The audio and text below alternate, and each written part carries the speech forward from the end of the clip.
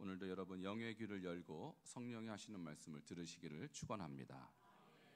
오늘은 신학 전쟁이라는 제목인데 제목이 좀 쉽지가 않죠. 신학이라는 단어 자체가 여러분께 좀 남일같이 느껴질지 몰라도 여러분 우리가 전쟁이라는 제목으로 제가 여러 번 설교를 들었습니다. 세계관 전쟁 기억나시죠? 자, 세계관 전쟁은 어떤 전쟁으로 이어집니까? 문화 전쟁으로 이어지고요. 문화 전쟁은 입법 전쟁으로 이어진다고 제가 6월, 7월에 걸쳐서 말씀을 드렸어요. 그런데 그것은 세상 사회에서 일어나는 일이라고 볼 때 교회에서는 이 세계관 전쟁이 신학 전쟁으로 연결이 됩니다. 자, 여러분은 이제 별로 관심이 없는 주제일지 몰라도 이것이 여러분의 삶에 직결된다고 저는 생각해요. 왜냐하면 최근에 고등법원에서 이런 판결이 있었어요. 남녀가 아닌 남자하고 남자가 동성 커플이죠. 동성 커플에게 건강보험료 피부양자이라고 이제 인정해주는 그런 판결이 나왔어요. 1심에서는 안 된다 그랬어요. 1심에서는 남녀만 부부니까 우리나라는 합법적으로. 그런데 2심에서는 고등법원에서 그것을 뒤집어 버렸어요. 남자가 부부입니까? 아닙니까?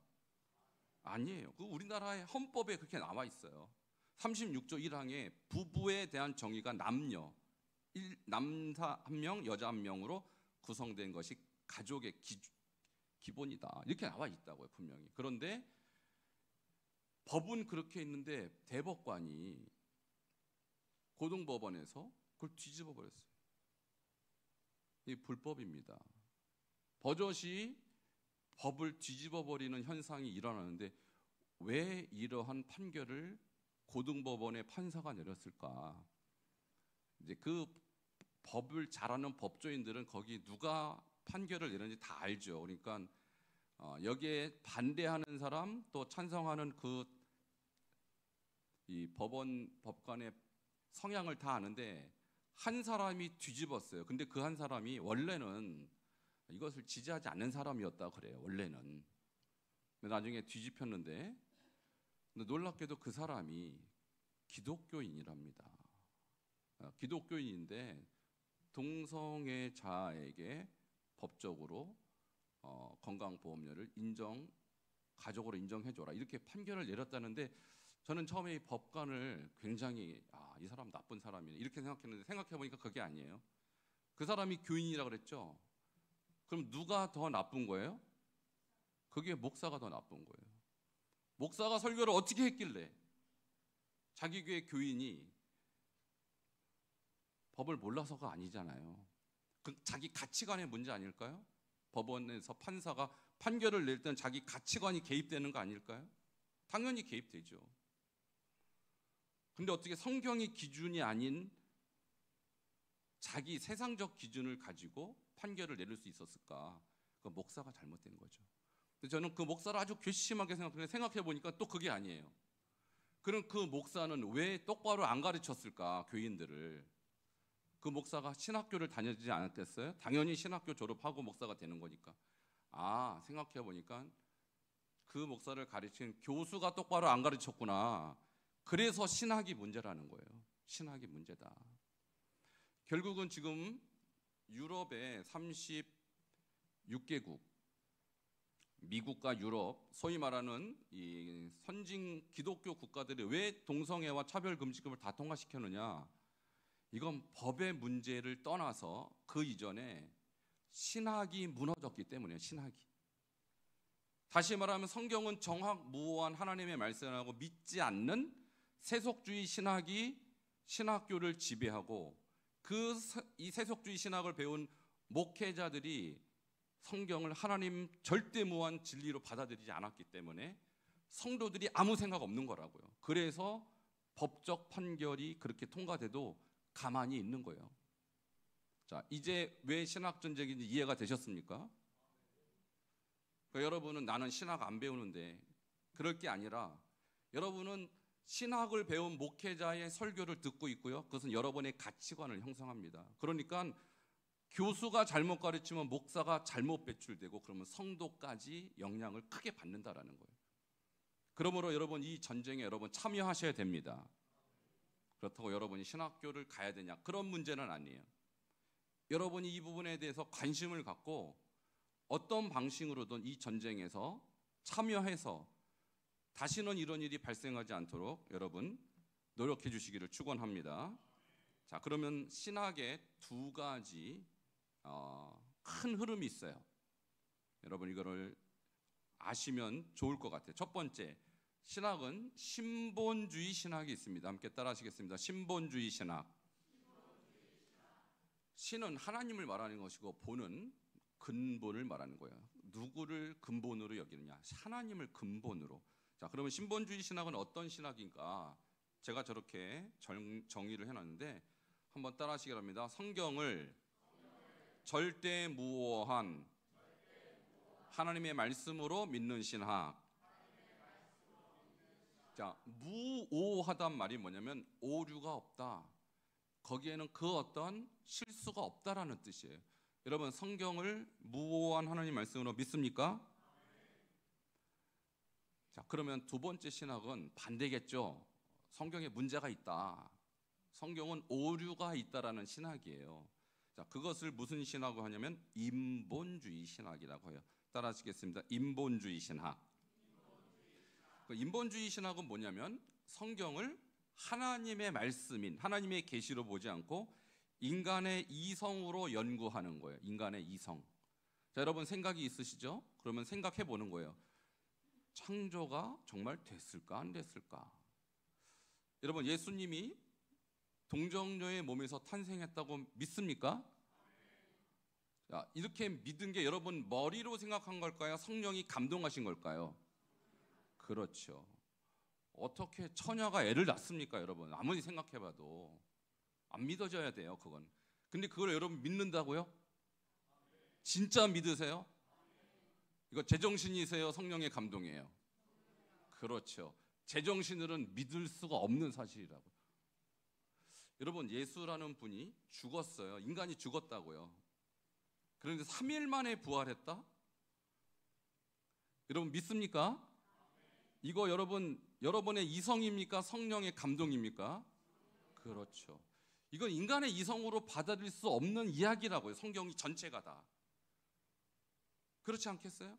마지막에 예수님이 재림하신다고 성경에 기록되는데 믿습니까? 이거 여러분의 이성의 판단입니까? 성령의 감동입니까? 그렇죠. 성경은요 절대로 이성으로, 인간의 이성으로는 받아들일 수 없어요. 200만 명이나 되는 이스라엘 백성이 바다를 통과합니다. 헤엄쳐 간 게 아니에요. 물이 갈라진 거예요. 믿습니까? 여러분의 이성입니까? 성령의 감동입니까? 그렇죠. 성경은 성령의 감동이 아니면 믿을 수 없는 책이라고요. 그런데 인본주의 신학은 이것을 이성으로 생각해보니 말이 안 된다. 어떻게 바다가 갈라지냐. 그래서 뭐라고 해석하냐면 바다를 가른 게 아니고 나지막한 물, 갈대밭을 건너가, 이렇게 인간적인 해석을 하는 게 인본주의 신학. 그것을 또는 자유주의 신학 또는 비평신학, 다양한 이름으로 씁니다만 어쨌든 중심이 하나님이 아니라 누구예요? 인간의 이성이다. 자, 이 두 신학이 지금도 싸우고 있고, 너무나도 안타까운 것은 미국의 90% 인본주의 신학을 가르칩니다. 신학교에서. 유럽의 99% 인본주의 신학을 가르칩니다. 그러니까 그 신학을 받은 목회자들이 성경에 나와 있는 하나님의 말씀을 정확무한 진리로 받아들일까요? 절대 그렇지 않죠. 그러니까 동성애가 죄다라는 구절이 있긴 하지만 그건 그 시대나 그랬죠. 지금은 아니다라고 잘못 해석을 했단 말입니다. 여러분 성경은 과거나 오늘이나 미래나 영원한 진리임을 믿으시길 축원합니다. 이게 신본주의 신학. 자, 그래서 제가 표로 이렇게 정리를 하자면 인본주의 신학과 신본주의 신학은 세계관부터 달라요. 세계관. 신본주의 신학은 히브리인들이 기록한 히브리 세계관. 왜냐하면 성경은 다 히브리인이 썼고 히브리 문화권에서 쓰여진 히브리 세계관으로 쓰여졌어요. 그럼 히브리 세계관이란 뭐냐? 하나님은 유일하신 분이다. 그분은 창조주시다. 이것이 히브리 세계관이에요. 그러면 그분이 계시한 성경은 어떤 책입니까? 절대 무오한, 오류가 있을 수 없는 하나님의 계시라고 믿는 게 신본주의 세계관, 히브리 세계관이라는 거예요. 자, 반대로 인본주의, 자유주의 신학은 그 사상적 기초가 그리스, 헬라 세계관입니다. 여러분, 헬라, 그리스 신화를 혹시 읽어보신 분 보시면 신이 한 명입니까? 한 명? 예. 하나입니까? 여럿입니까? 여럿이에요. 제우스 신, 디오니소스, 무슨 뭐 다이아나, 많은 신들이 결혼도 하고 이혼도 하고 죽이기도 해요. 이게 신일까요? 인간의 창작품이죠. 그러니까 거기는 신이 유일신이 아니라 다신론이고 불완전한 신이에요. 히브리의 신과 전혀 다른 신관을 갖고 있어요. 그러니까 그런 관점으로 성경을 보니까 성경은 인간의 창작품이에요. 마치 인간이 그리스 신화를 창작한 것과 똑같이 여긴다는 말입니다. 근데 이 세계는 놀랍게도 히브리 세계관 아니면 그리스 세계관을 취합니다. 여러분은 지금 그리스 세계관, 헬라 세계관이 아닌 히브리 세계관으로 성경을 보고 있습니다. 할렐루야. 그러니까 정확무오한 하나님의 말씀으로 믿을 수 있는 거예요. 전능한 자의 글이니까. 이 두 세계관이 두 신학을 만들었고 두 신학은 지금도 치열하게 싸우고 있어요. 그 싸움에서 유럽과 미국은 졌어요. 무너졌어요. 그러나 하나님이 대한민국은 지키고 계신 줄 믿습니다. 너무나도 감사한 것은 우리나라의 기독교 역사를 보면 이 자유주의, 인본 신학이 들어왔습니다. 그러나 대한민국 국민이 깨어 있었어요. 왜? 기도하는 민족이니까. 이상하다, 저건 하나님 말씀이 아니다라고 거부했어요. 그래서 대한민국은 90% 이상이 신본주의, 히브리 세계관으로 성경을 무오한 말씀으로 믿고 있습니다. 자, 우리 교회도 하나님의 말씀을 정확무오한 진리로 믿고 있는 교회입니다. 우리 교단도 마찬가지예요. 1962년도에 우리 교단이 왜 생겨났을까요? 그 당시 자유주의 신학 WCC라고 합니다. WCC가 기독교를 통하여 전 세계 이 기독교를 통합하는 운동을 했어요. 그때 WCC는 자유주의 신학을 믿었다고요. 우리 교단에 17명의 목회자와 평신도들이 우리는 그걸 믿을 수 없다, 받아들일 수 없다 해서 만든 교단이 우리 예수교 대한감리예요. 여러분, 자부심을 갖길 바랍니다. 교회가 크다고 중요한 게 아닙니다. 교단이 큰 게 중요한 게 아닙니다. 방향성이 중요합니다. 진리를 진리로 여기고 진리대로 믿고 따르고 헌신하는 저와 여러분 되기를 축원합니다. 자, 그러면 이 세계관 전쟁이 지금 신학 전쟁으로 이어진다 그랬죠. 이 영적 전쟁의 흐름을 제가 다시 한번 도표로 보자면 이미 여러분이 제가 말씀을 드렸기 때문에 이해를 하실 텐데요. 자, 세계관은 신학을 형성한다 그랬고요. 그 신학이 곧 그 사회, 그 나라의 문화를 형성합니다. 오늘 아침에 제가 인터넷 다음 뉴스를 봤거든요. 저는 이제 뭐 다음 뉴스를 잘 보는데 거기에 이런 기사가 있더라고요. 강남 한복판에, 대형 광고판에 여자 둘이 키스하는 장면이 광고로 떴대요. 저는 못 봤어요. 뭐 시간이 없어서 강남 못 가봤는데 4일째 그 광고에 사람들이 보고 그냥 지나가는 사람이 있었고, 저거 이상하다 라고 느끼는 사람이 있었고, 격렬하게 전화해서 저런 광고 왜 올리냐라고 반대하는 민원을 올렸던 사람이 있겠죠. 누가 올렸을까요? 민원을. 예수 믿는 사람, 신본주의 신학 갖고 있는 사람. 그래갖고 4일 만에 광고를 내렸답니다. 할렐루야. 한국 교회가 깨어 있는 거예요, 그것은. 근데 미국도 그런 광고가 있었을까요, 없었을까요? 있죠. 아무도 얘기 안 하는 거예요. 유럽, 뭐 프랑스, 독일 이런 광고가 떴을까요, 안 떴을까요? 떴죠. 근데 아무도 얘기 안 하는 거예요. 그러니까 나라가 그렇게 되는 거예요. 이게 신학 전쟁입니다. 그러니까 교회에서 목사가 한 설교가 여러분에게 가치관이 형성되도록 만드는 게 당연한 거 아니겠어요? 근데 인본주의 신학을 갖고 있는 목사가 이런 설교 하겠냐고요. 이런 설교 안 합니다. 유럽이 안 했고 미국이 안 해서 이렇게 엉망진창이 된 거예요. 근데 저는 여러분께 말씀드립니다. 저는 신본주의 신학을 믿습니다. 하나님 말씀은 한 글자도 오역이 없습니다. 이 정확한 말씀을 우리는 믿어야 합니다. 그래야 승리하는 거죠. 이걸 안 믿는데 어떻게 전쟁에서 승리합니까? 자, 내일 9월 9일이죠. 이 잘못된 판결, 이게 2심에서 뒤집혔거든요. 이제 3심 마지막 대법원 판결이 남았는데 여러분 기도해 주시기 바랍니다. 대법원에서 다시 정상으로 판결하도록 꼭 기도해 주시기 바랍니다. 너무너무 중요한 거예요. 우리나라의 지금 이 현장에서. 자, 그럼 오늘 본문으로 다시 돌아가면요. 베드로후서는 베드로의 신학 전쟁입니다. 베드로가 누구와 신학 전쟁을 했을까? 그리고 어떤 이슈로 신학 전쟁을 했을까? 자, 그 부분을 다루려고 하는데요. 1장 16절에 보니까 재림에 관한 신학 전쟁을 한 거예요. 그러니까 이런 것이죠. 예수가 무슨 재림을 하냐? 그것은 그냥 만들어낸 허구다라는 주장이 있었다라는 거예요. 이미 베드로 때. 자, 그 부분에 대해서 베드로가 뭐라고 말하는지 한번 보도록 하겠습니다. 1장 16절 같이 읽겠습니다. 시작. 우리 주 예수 그리스도의 능력과 강림하심을 너희에게 알게 한 것이 교묘히 만든 이야기를 따른 것이 아니요 우리는 그의 크신 위엄을 친히 본 자라. 아멘. 자, 예수 그리스도의 능력과 강림하심을 너희에게 알게 한 것이 교묘히 만든 얘기가 아니라고 한 이유는 뭐냐면 헬라 사고를 갖고 있는 사람들이 예수가 다시 온단 말은 그건 교묘히 만든 얘기야 라고 떠들고 다녔다는 얘기예요. 자, 왜 그러냐면 자, 그리스 신화 만든 얘기입니까? 사실입니까? 만든 얘기라고요. 인간의 허구라고요. 우화입니다. 그러니까 예수님이 재림하신다는 얘기도 그냥 우화야. 그리스 신화의 한 종류야라고 떠들고 다녔다는 거예요. 그것도 교회 지도자들이. 그러니까 베드로가 여기에 싸울 수밖에 없죠. 신학 전쟁을 할 수밖에 없었죠. 자, 그러면 베드로는 이런 사람들이 있을 때 우리는 어떻게 성경을 해석해야 되는가? 잘못된 성경을 해석하는 사람들에 대하여 또 성도들에 대하여 성경 그렇게 풀면 안 돼.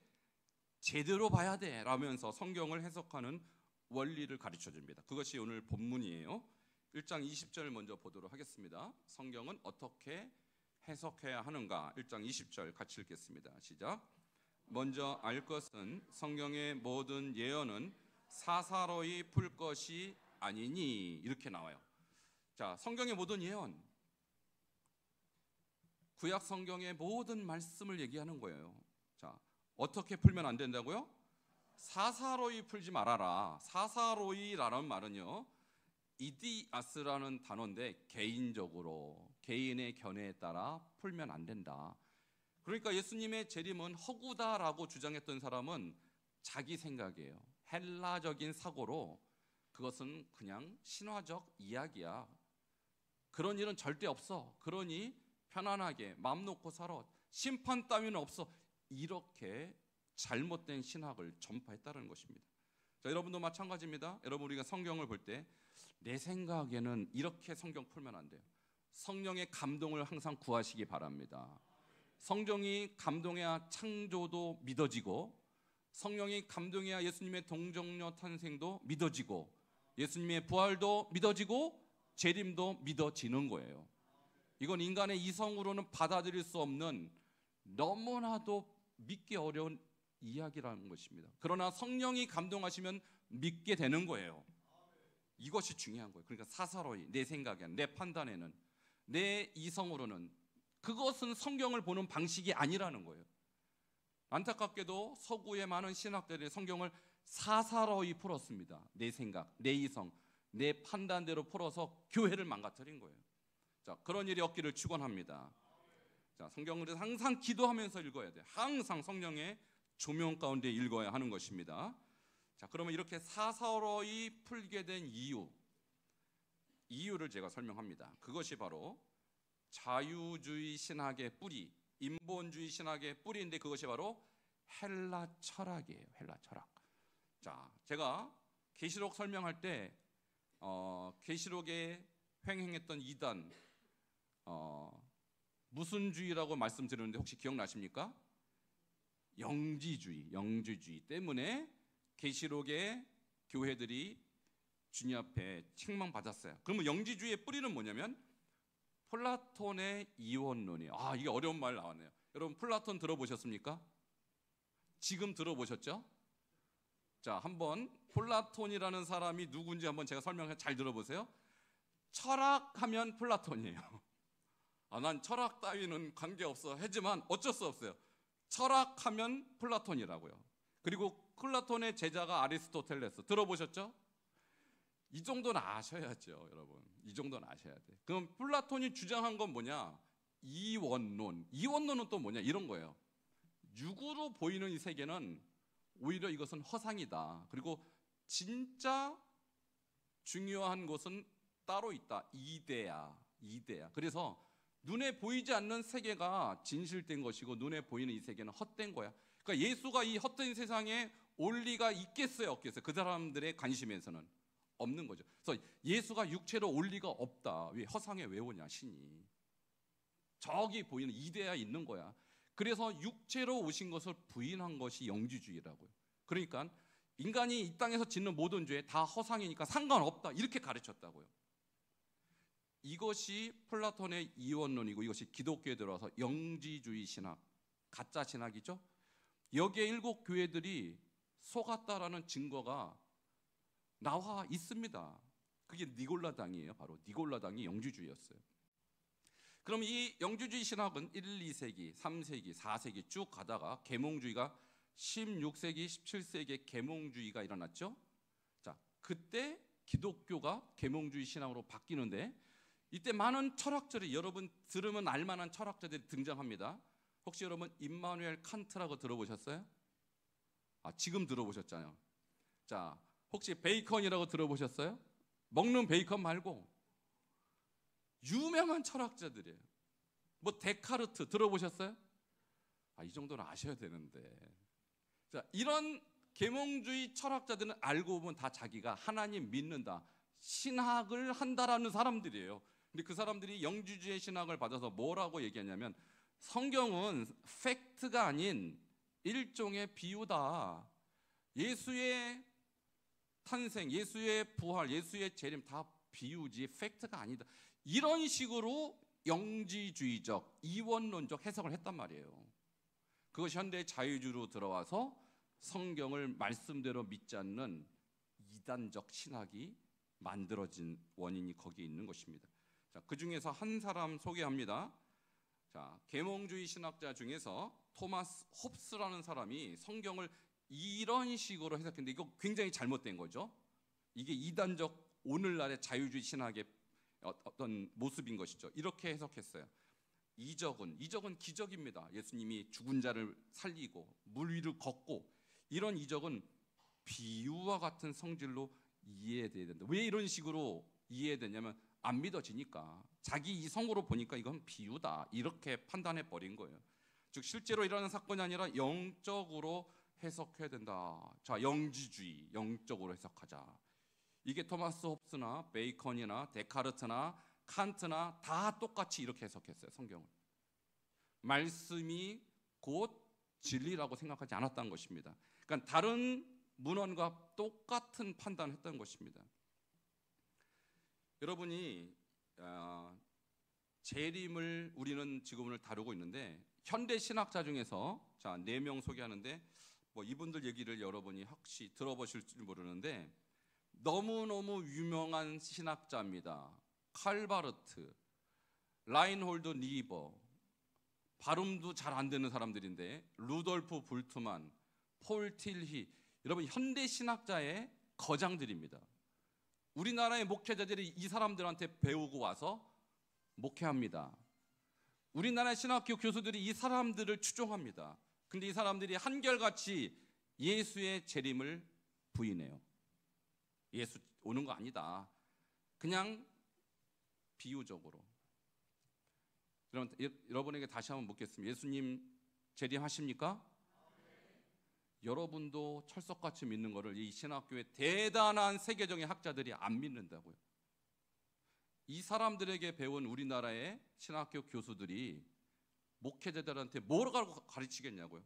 예수의 재림은 사실이 아닌 비유다, 이렇게 가르친다는 거예요. 교회가 망하는 원인이 바로 저기에 있어요. 자, 그러면 사설이 풀지 말라. 그럼 어떻게 봐야 되냐? 어떻게 봐야 되냐? 21절. 이것이 이번 주에 여러분이 매일 100번씩 하가하고 묵상해야 될 말씀이. 자, 중요한 말씀이니까 똑바로 하면 쳐다보시고 같이 한번 읽겠습니다. 시작. 예언은 언제든지 사람의 뜻으로 낸 것이 아니요 오직 성령의 감동하심을 받은 사람들이 하나님께 받아 말한 것임이라. 아멘. 자, 예언은 구약의 말씀, 구약의 모든 하나님의 말씀은 사람의 뜻으로 낸 것이 아니고 누구의 감동하심이요? 성령의 감동하심으로 받은 사람들, 하나님께 받아 말한 것이라. 그러니까 성경의 많은 저자들이 자기가 쓰고 싶은 대로 쓴 것이 아니라 성령의 감동을 받아서 하나님께 들은 것을 받아 적은 거라는 거예요. 할렐루야. 이게 성경을 제대로 보는 거예요. 이게 신본주의 성경관이고 이게 히브리적 방식으로 성경을 보는 방식이에요. 그러니까 여러분이 성경을 읽을 때 기도 없이 보면 인간적 생각이 들지만 기도하고 성령님께서 조명해 주시면 성령의 감동으로 깨닫게 될 줄 믿습니다. 자, 그럼 여기서 중요한 단어가 감동하심인데, 이 감동하다라는 단어가 원어로 보면 페로라고 하는데 이것은 운반하다, 운반하다. 그러니까 성경의 저자들은 하나님의 말씀을 쭉 가져와서 사람들한테 운반하는 거예요. 그러니까 디모데후서 3장 16절 똑같은 말이 있죠. 모든 성경은 하나님의 무엇으로? 감동으로 된 것으로 교훈과 책망과 바르게 함과 의로 교육하기에 유익하니, 이렇게 말씀하고 있어요. 그러니까 구약에도 신약에도 똑같은 말씀을 주고 있는 것입니다. 여러분, 하나님의 말씀은 성경의 저자들이 하나님께 받아서 여러분께 운반한 것입니다. 그러니 거기에는 오류가 있을 수 없는 거예요. 믿습니까? 이것을 믿지 않으니까 신학이 망가지는 것입니다. 자, 그렇게 하나님께 내가 받았다고 주장하는 성경의 기록들을 보면요, 성경의 거의 모든 저자들이 내가 하나님께 받았습니다, 성령의 감동으로 기록했습니다라고 고백합니다. 먼저 예레미야를 보도록 하겠습니다. 예레미야 1장 2절입니다. 시작. 아몬의 아들 유다왕 요시야가 다스린 지 13년에 여호와의 말씀이 예레미야에게 임하였고. 아멘. 두 번째입니다. 이사야도 똑같이 하나님께 받았다라고 증언해요. 2장 1절입니다. 시작. 아모스의 아들 이사야가 받은 바 유다와 예루살렘에 관한 말씀이라. 아멘. 이사야도 하나님께 받았대요. 자기가 쓴 글이 아닙니다. 세 번째, 에스겔도 똑같이 증언하고 있습니다. 에스겔 11장 5절입니다. 시작. 여호와의 영이 내게 임하여 이르시되 너는 말하기를 여호와의 말씀에 이스라엘 족속아 너희가 이렇게 말하였도다. 너희 마음에서 일어나는 것을 내가 다 아노라. 아멘. 에스겔이 고백하기를 여호와의 영이 내게 임하여 내가 당신들한테 말하는 것입니다, 이렇게 고백하고 있는 거예요. 자, 이제 결론적으로 말씀을 맺겠습니다. 신학 전쟁 너무나도 중요하고 치열합니다. 유럽과 미국은 패배한 결과 지금 하나님이 죄라고 하는 것도 죄라고 말 못하는 나라가 돼버리고 말았습니다. 우리나라는 아직도 소망이 있어요. 여러분, 신학 전쟁에서 승리해야 하는 것입니다. 자, 그러면 여러분, 어떻게 나라는 신학을 하지도 않는 내가 어떻게 여기서 전쟁에 승리하는가? 에베소서 1장 17절 같이 읽겠습니다. 시작. 구원의 도구와 성령의 검 곧 하나님의 말씀을 가지라. 아멘. 자, 여러분, 주변에서 교회를 다닌다고 하지만 이런 인본주의 신학을 갖고 있는 사람, 인본주의적 생각을 갖고 있는 사람, 그거 동성애 해도 되는 거 아니야? 차별금지법 통과돼도 되는 거 아니야? 이런 생각 갖고 있는 사람에게 뭐라고 그러냐면 안 돼, 하나님 말씀이 아니라고 그랬어라고 정확하게 말할 수 있어야 돼요. 이게 신학 전쟁이라고요. 그럼 이렇게 강력하게 말하려면 어떻게 되냐? 하나님의 말씀을 가지셔야 됩니다. 자, 갖는다는 말이 데코마이라고 되어 있는데 이것은 뭐냐면 기쁘게 받아들이다 또는 영접한다 이렇게도 번역이 돼요. 그러니까 여러분, 하나님의 말씀을 제가 오늘 여러분께 전했어요. 여러분 기쁘게 받겠습니까? 조금 곤란하네요 라는 표정도 보여요. 그렇지만 여러분께 권면합니다. 기쁘게 받으십시오. 그래야 그것이 검이 되는 거예요. 그래야 자유주의 신학과 싸워 이길 수 있는 거예요. 여러분이 의견을 말하지 않으면 사람들은 여러분을 자기 생각에 동의하는 줄 알아요. 유럽교회, 미국교회가 아무 소리 안 하니까 잘못된 방향으로 가도 동의하는 줄 알았던 것입니다. 여러분, 아니라고 말을 해야 하는 것입니다. 자, 이렇게 성경 말씀을 갖는다, 이것이 히브리적 관점, 구약적 표현으로 따지면 다양하게 나누는데 5가지, 우리가 신명기 6장 4절에서 9절 이미 다 여러 번 말씀드렸어요. 마음에 새겨라 하야, 부지런히 가르치라 샤난, 손목에 메고 이마에 붙여라 테필린, 내집 문설주와 바깥문에 기록하라 메주자. 또 한 가지 있습니다. 여호수아 1장 8절 이 율법책을 주야로 묵상하라 할렐루야. 이것이 하가이죠. 그러니까 여러분은 지금 다른 교회에서 잘 하지 않는 훈련을 하고 있잖아요. 주야로 묵상하는 하가를 하고 있잖아요. 여러분, 이것이 바로 말씀을 기쁘게 받아들이는 것입니다.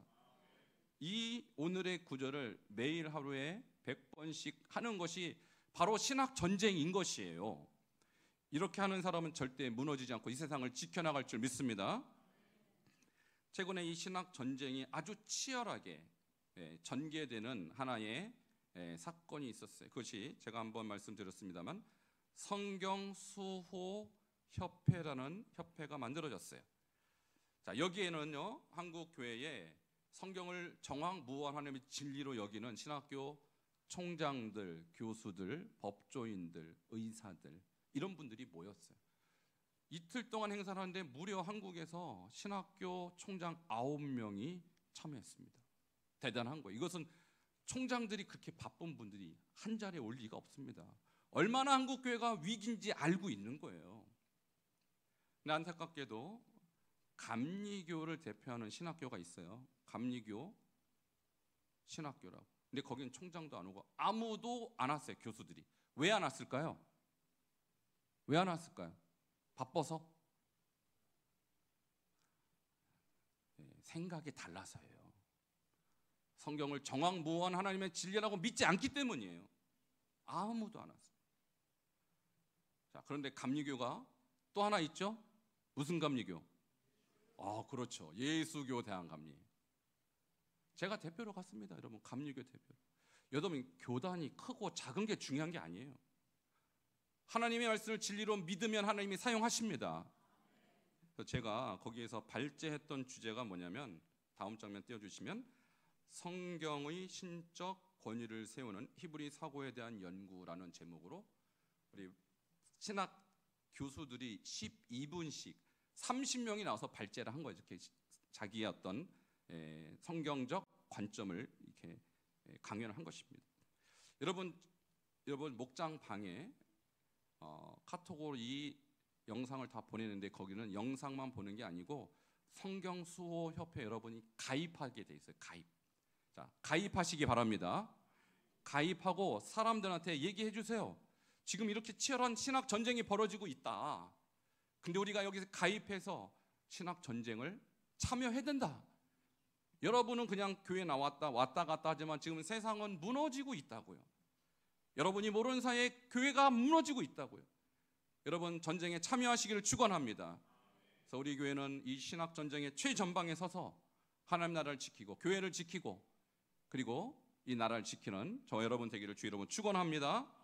기도하시겠습니다. 신학 전쟁입니다. 하나님 말씀을 진리로 믿느냐, 인간의 이야기로 믿느냐. 우리는 하나님 말씀을 진리로 믿어야 합니다. 그리고 그렇게 선포해야 됩니다. 그리고 그렇게 생각하지 않는 사람들을 우리는 설득하고 영적으로 대적해야 됩니다. 주여, 우리에게 하나님의 진리를 정확하게 끌 수 있는 성령의 감동을 주시고 이 말씀을 사람들에게 알릴 수 있는 영적 전쟁의 전사들이 되게 해달라고 함께 기도하겠습니다. 하나님 감사합니다. 주여, 이 진리의 말씀이 주님의 말씀이고 하나님의 감동된 말씀인 것을 우리가 믿고 주님 앞에 나아갑니다. 그러나 지금 신학계에서 이것을 믿지 아니하고 인본주의적으로 해석하는 수많은 신학자들과 목회자들로 인하여 하나님이여 교회가 무너지고 하나님의 질서가 무너지고 있습니다. 주여 불쌍히 여겨주시고 우리 대한민국 땅은 주님께서 보호하사 하나님의 진리를 절대로 수호하는 교회들과 목회자들과 신학자들로 충만케 하여 주시옵소서. 또 우리 교회가 이 운동에 적극적으로 참여하여 세상을 바꾸고 나라를 바꾸고 하나님이여 민족을 바꾸는 역사가 있게 하여 주시옵소서. 예수님 이름으로 기도하옵나이다. 아멘. 주님 감사합니다. 오늘 신약 전쟁이라는 주제로 말씀을 들었습니다. 사단은 신학을 왜곡하여 하나님 나라를 무너뜨리려 하고 있습니다.